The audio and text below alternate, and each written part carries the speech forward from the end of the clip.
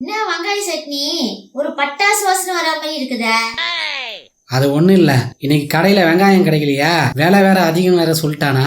நம்ம வீட்டுல 4-5 வெங்காய வடி வாங்கி வச்சிருக்கோம்ல, அதுல ஒரு 4 வெங்காய சட்னில போட்டேன். ஒருவேளை அந்த வாசனை வந்திருக்குமா?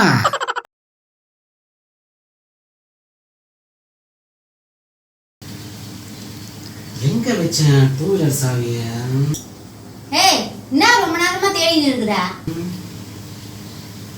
அது ஒண்ணும் இல்ல, 2 வீலர் சாவியை இங்க எங்கே வச்சேன், அது காணோம், அதைத்தான் தேடிட்டு இருக்கேன். நான் வேணா தேடி தரட்டுமா? வேணாம், கொஞ்ச நேரத்துக்கு முன்னாடி இங்கதான் எங்கேயோ பார்த்த மாதிரி இருக்குது. சரி, நீயே பாத்துக்கோ.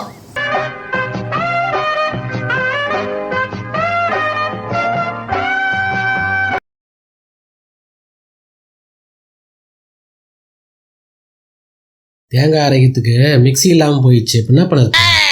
வாயில எல்லாரும் எதனா போட்டு அரைச்சின்னு கிடக்குறிய, அது மாதிரி தேங்காயும் அரைச்சிச்சு.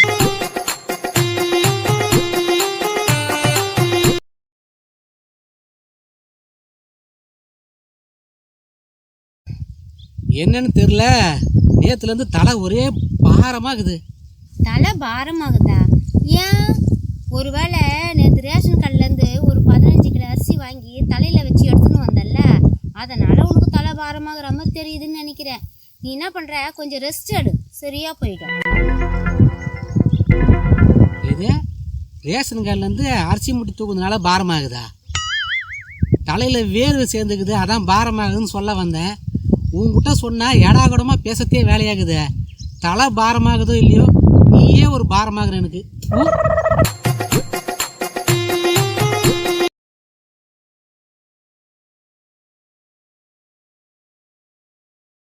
ஆமா, தீபாவளிக்கு பலகாரங்கள்லாம் செஞ்சு வைக்கிறேன், நீ எங்க ஒரு பலகாரத்தையும் காணோம்? ஊர்ல இருந்து எங்க அம்மாவும் அப்பாவும் வந்திருந்தாங்க, எல்லாத்தையும் அவங்க சாப்பிட்டுட்டாங்க. எல்லாத்தையும் அவங்க சாப்பிட்டாங்களா? அப்ப நான் சாப்பிடுறது என்ன ஆகுது? உனக்கு பழுது இருக்குது.